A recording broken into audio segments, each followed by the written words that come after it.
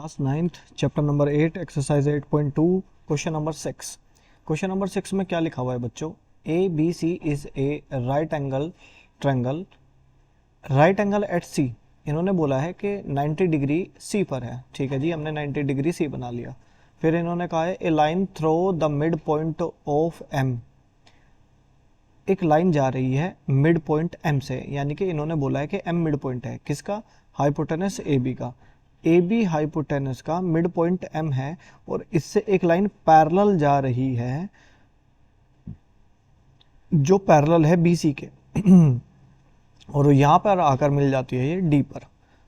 Okay जी, अब देखिए solution के बारे में बात करते हैं। अगर हम सॉल्यूशन के बारे में बात करें, सॉल्यूशन पे गौर करें तो हमें सिंपली बोला गया है angle C equals to 90, M is midpoint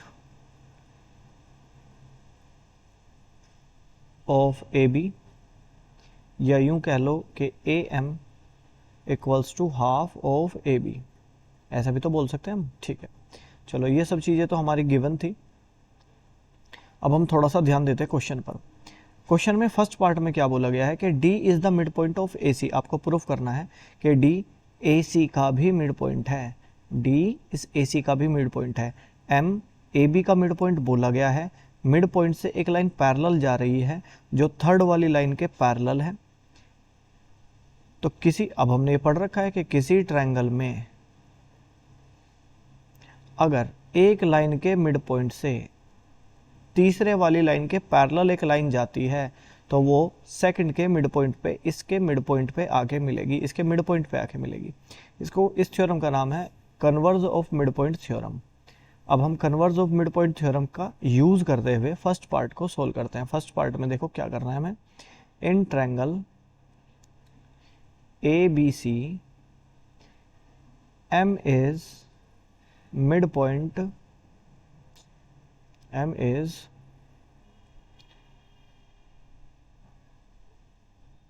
mid point of A B and D M parallel to B C. ये गिवन है दोनों बातें, इन दोनों बातों को मैंने गिवन रीजन में रखा। तो by the converse of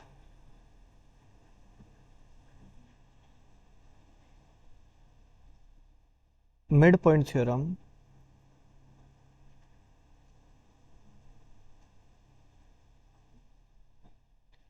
by the converse of midpoint theorem, D is midpoint of AC। ठीक है जी, सेकंड पार्ट के बारे में सोचिए जी। अब देखो सेकंड पार्ट में क्या कहा है कि DM और DM AC पर पैरेलल है। ये जो लाइन आती है ना, ये DM, ये वाली लाइन AC पर पैरेलल है। ठीक है जी, अब आप एक बात बताइए मुझे, अगर दो लाइनें आपस में पैरेलल हैं और एक लाइन इनको ऐसे काट रही है तो ये एंगल और ये वाला एंगल आपस में इक्वल बनेंगे कि नहीं? इसको कहते हैं कोरस्पॉन्डिंग एंगल। कोरस्पॉन्डिंग, ये दोनों आपस में एक दूसरे के कोरस्पॉन्डिंग है, सिमिलर से सेम एंगल बनाएंगे। तो इसी कॉन्सेप्ट का यूज मैं करता हूँ इस वाले। देखिए ये लाइन और ये लाइन पैरेलल बोली गई है आपस में। इसको मैं लिखूंगा given that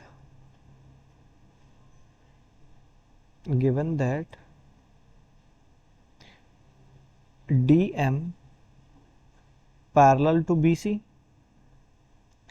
so angle D equals to angle C।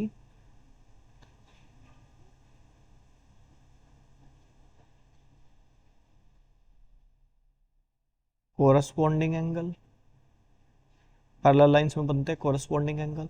Angle D की वैल्यू वही आएगी जो एंगल सी की वैल्यू होगी, पर एंगल सी तो 90 है। Angle C equals to 90 given है, ये भी मैंने रीजन दे दिया। और एंगल सी के इक्वल एंगल डी आया है तो एंगल डी भी 90 होना चाहिए। अगर एंगल डी 90 हो गया तो we can say that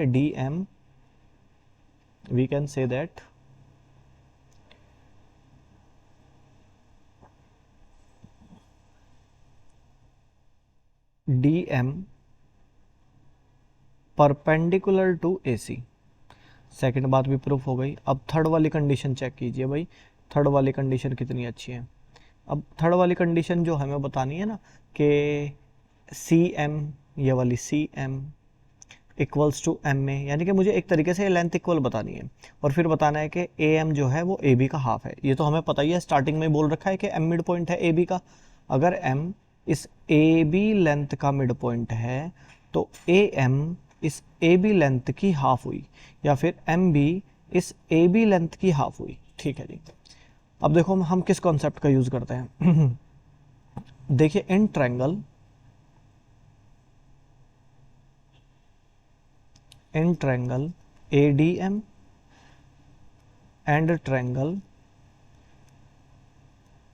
MDC, देखो मैंने दो ट्रायंगल लिए ADM और MDC, ये वाला ट्रायंगल एंड ये वाला ट्रायंगल मैं आपस में कॉन्ग्रेंट कर दूंगा। देखो ये हाथ से बनाई गई फिगर है, थोड़ा सा ऊंच नीच हो जाती है, आपको लग नहीं रहा होगा कि आपस में कॉन्ग्रेंट आएंगे, पर ये कॉन्ग्रेंट ट्रायंगल्स है।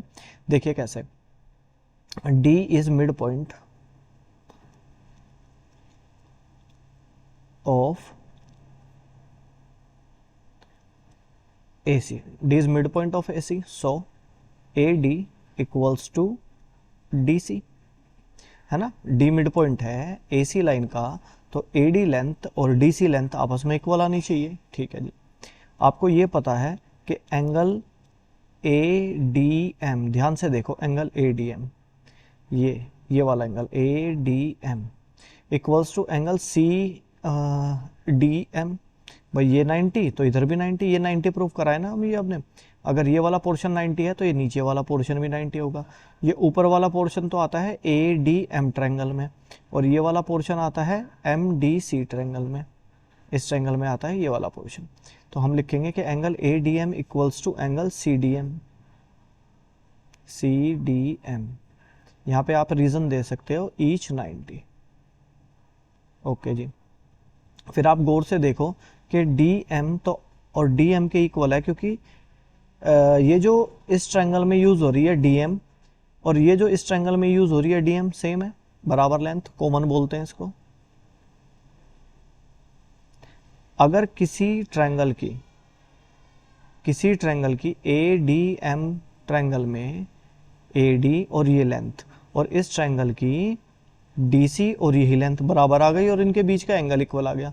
यानी कि किसी ट्रायंगल में अगर दो पेयर दूसरे ट्रायंगल के दो पेयर के इक्वल आ जाएं और उनके बीच का एंगल, जैसे ये एंगल और ये एंगल आपस में इक्वल है, इस ट्रायंगल की AD लेंथ और इस ट्रायंगल की DC लेंथ बराबर है, इस ट्रायंगल की DM और इस ट्रायंगल में भी DM इक्वल है, तो मैं कह सकता हूं कि दो लेंथ इन दो लेंथ के इक्वल, इनके बीच का एंगल इस बीच के एंगल के इक्वल, तो ये ट्रायंगल आपस में कॉन्ग्रेंट हो गए। और कॉन्ग्रेंट ट्रायंगल के नाम कैसे लिखे जाते हैं, जैसे मैंने देखा AD और DM में कॉमन D है, तो मैंने D को बीच में रखा, कॉन्ग्रेंट का साइन बनाया, यहाँ पे ट्रायंगल लिखा, और इन दोनों में DC में और DM में इनमें भी कॉमन D है, तो कॉमन वाले को मैंने लिख लिया बीच में। अब मैं फर्स्ट पेयर में देख रहा हूँ कि D के साथ मुझे A लिखना है, मैंने right side left side select करी कि लेफ्ट में लिख रहा हूँ, तो इधर D के साथ जो C यूज होना है वो भी मैं कहाँ लिखूंगा, लेफ्ट साइड में ही लिखूंगा। मैंने फिर दूसरा पेयर देखा D के साथ M यूज करना है, तो वो D के साथ यूज करने वाला M मैंने रखा राइट में, और यहाँ पे भी D के साथ M यूज करना है, तो ये M भी राइट में ही लिखा जाएगा। पहली कंडीशन अगर आपने लेफ्ट में लिखी है तो दूसरे ट्रायंगल में भी वो लेफ्ट में लिखी जाएगी। दूसरी कंडीशन आपने राइट में लिखी है तो दूसरे ट्रायंगल में भी वो राइट में ही लिखी जाएगी। इससे सही नाम बनेंगे। अब सही नाम इस तरीके से बने कि गौर से देखो अगली पिछली। अच्छा पहले मैं इसका रीजन दे देता हूँ, ये किस वजह से है, साइड एंगल साइड प्रॉपर्टी की वजह से ऐसा हुआ है। और बाई सीपीसीटी क्या कहलाती है, कॉन्ग्रेंट पार्ट ऑफ ये corresponding part of congruent triangle, CPCT की फुल फॉर्म। तो by CPCT we can say that अगली पिछली AM फर्स्ट और एंड लास्ट AM इक्वल, अब इसी के कोरस्पॉन्डिंग यहाँ पे भी मैं फर्स्ट और लास्ट ही लूंगा CM। ठीक है जी। अब देखो जी ध्यान से क्या देखना है बच्चों आपको, गिवन दैट